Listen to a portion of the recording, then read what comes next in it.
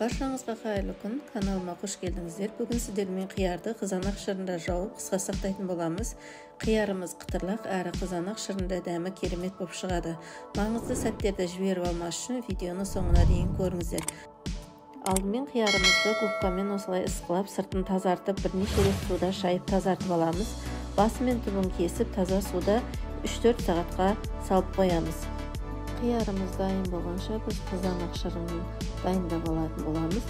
Менде баяғы осындай соковый жұмалка мен әлі пайдаланып келемін, өзіме ұнайды.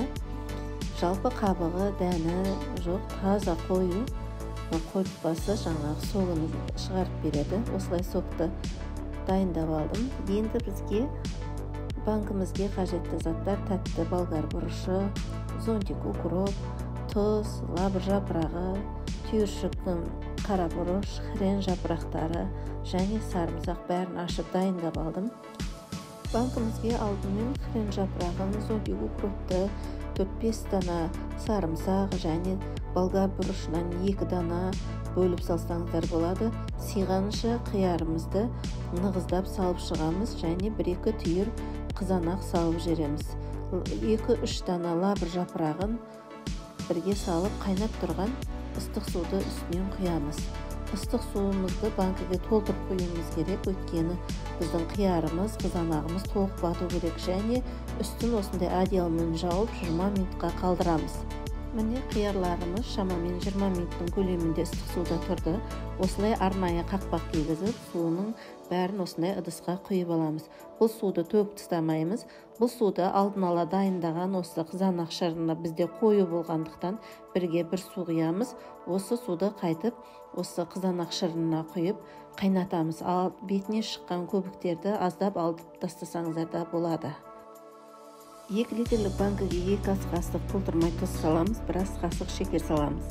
Ал 3 литрлік банкіге 3 ас қасық тұздан шлифхатты толтырмаймыз және 1 ас қасық қанттан салып шықтым. Сосын қайнап тұрған осы қызанақ шырының үстіне құйып шығамыз. Әрбір банкіге 1 аспириннен салдым. Қаласаңыздар 2 аспирин салыңыздар.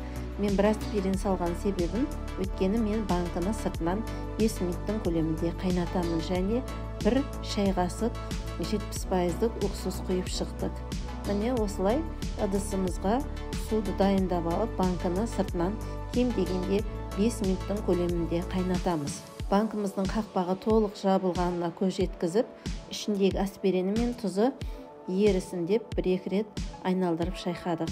Міне осылай біздің барлық банкімізді дайындап шықтық. Үстін қалың қылып жауып, кем дегенде 2-3 күнге қоямын. Құрметті оқырмандар, видео ұнаса каналыма тіркеліп, лайк басып және комментарий бөліміне өз пікірлеріңізді қалдыра кетіңіздер. Сіздерге де кеңес беремін, міндетті түрде жасап көріңіздер, сіздерге ұнайды деген сенімдемін. Сіздермен бірге болған мен Айнагүл, алдағы видеода кездескенше.